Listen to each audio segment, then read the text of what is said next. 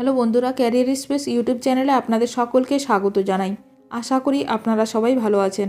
আজকে এই মুহূর্তে শিক্ষক নিয়োগ সংক্রান্ত যে সবচেয়ে গুরুত্বপূর্ণ আপডেট উঠে এসেছে, বিস্তারিত সেই সম্পর্কে আলোচনা করব। তাই ভিডিওটি অবশ্যই শেষ পর্যন্ত দেখবেন নিয়োগ সংক্রান্ত অনেক নতুন নতুন আপডেট পাওয়ার জন্য। বন্ধুরা, শিক্ষা সংক্রান্ত ও চাকরি সংক্রান্ত সমস্ত রকমের লেটেস্ট আপডেট আপনারা এই চ্যানেলে পাবেন। তাই চ্যানেলটি এখনই সাবস্ক্রাইব করে রাখবেন এবং পাশে থাকা বেল আইকনটিকে অবশ্যই প্রেস করে রাখবেন পরবর্তী সমস্ত রকম লেটেস্ট আপডেটগুলো সবার আগে পাওয়ার জন্য। দুর্নীতির টাকা ফিরিয়ে আনার ব্যবস্থা করা হোক, বিকাশ রঞ্জন ভট্টাচার্য।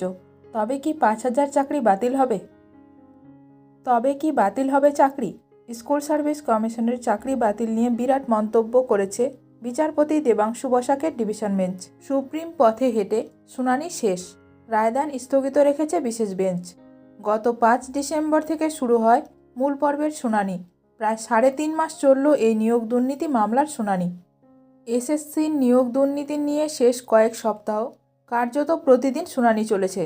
এদিন বিচারপতি দেবাংশু বসাকের পর্যবেক্ষণ, এই নিয়োগ প্রক্রিয়া থেকে ভালো কিছু খুঁজে পাওয়া কঠিন। অতিরিক্ত নিয়োগ সরাসরি বাতিল হওয়া উচিত। আইনজীবী বিকাশ রঞ্জন ভট্টাচার্যের সওয়াল, এটা সুপরিকল্পিত অপরাধ। ঘোষিত শূন্যপদের থেকেও বেশি সংখ্যক ব্যক্তিকে নিয়োগ করা হয়েছে। এই অবৈধ নিয়োগ প্রক্রিয়ার মাধ্যমে সাধারণ মানুষের টাকা নয়ছয় করা হয়েছে। প্রশাসনিক স্তরে যে আধিকারিকরা যুক্ত, তাদের বিরুদ্ধেও পদক্ষেপ করা হোক। এই সব টাকা ফিরিয়ে আনার ব্যবস্থা করা হোক। এই মামলার প্রেক্ষিতে আদালত যদি দৃষ্টান্তমূলক পদক্ষেপ না নেয়, তাহলে এই অপরাধ প্রবণতা কমবে না। অপরাধীরা এই ধরনের অপরাধ করতেই থাকবে। এই আদালত তো ওএমআর দেখার সুযোগ দিয়েছিল। কজন এসে বলেছেন যে এই ওএমআর আমার নয়?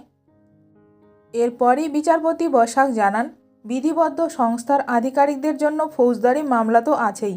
তখনই সওয়াল করেন বিতর্কিত চাকরি প্রাপকদের আইনজীবী প্রমিত রায়। তিনি বলেন, এসএসসি এবং সিবিআই কেউই বিশ্বাসযোগ্য নয়। আদালত নিজের স্বতন্ত্র সিদ্ধান্তের ওপর বিশ্বাস রাখুক। বিচারপতি প্রশ্ন করেন, তাহলে কার ওপর আমরা বিশ্বাস করব? তবে রায় ঘোষণা স্থগিত রাখা হয়েছে।